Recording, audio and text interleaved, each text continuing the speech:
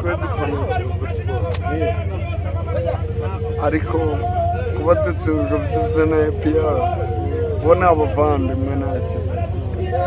twagiye duhangana n'intare n'iki gusa nyine fana Kiyovu Sport ngene fana Kiyovu Sport reka tukwihanganishe wacu reka tukwihanganishe kandi ariko nanone ijambo rya nyuma wavuga basi washakaga ko mubwira iki ngene ngira ngo mbwira ijambo rya nyuma basi wasaba abayobozi ba Kiyovu Sport ubuyobozi